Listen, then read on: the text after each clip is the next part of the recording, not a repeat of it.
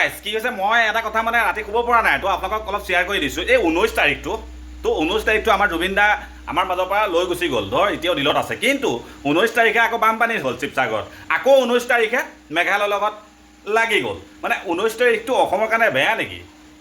চনটো আগত বেয়া আছিলে এতিয়া আকৌ 19 তাৰিখটোহে সকলোতে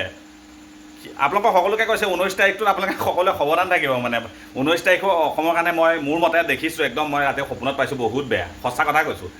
মই তাৰমানে এজনক কৈ আহিছিলোঁ তাৰপিছত আকৌ 19 তাৰিখ বা কি হয় তো সেইটো কাৰণে সকলোৱে সাৱধান হওক 19 তাৰিখটো আমাৰ অসমৰ কাৰণে একদম বন্ধবাৰ দি দিয়াই ভাল আছিলোঁ শেষত কৈছোঁ এইটো মই কোনো জ্যোতিষিক নহয় মই মানে মাজে মাজে বস্তুবোৰ মোৰ ৰাতি দেখা পাওঁ তো 19 তাৰিখটোতে কৈছোঁ এইটো হয় নহয় আপোনালোকে চাব তো জুবিন দা আমাৰ মাজৰ পৰা ভগৱান আল্লাহ ঈশ্বৰে লৈ গ'ল 19 তাৰিখে বানপানী শিৱসাগৰত বহুত মানুহ আমাৰ পানীয়ে ধৰক মাৰিলে বহুত দুখ লাগে আকৌ 19 তাৰিখে মেঘালয়ৰ লগত এতিয়া লাগি আছে তো মেঘালয়ে আমাৰ অসমৰ মানুহক মাৰিলে এই বস্তুবোৰ 19 তাৰিখে হৈছে এইটো আপোনালোকে অলপ ডিছকাছ কৰি 19 তাৰিখত খবৰ আনক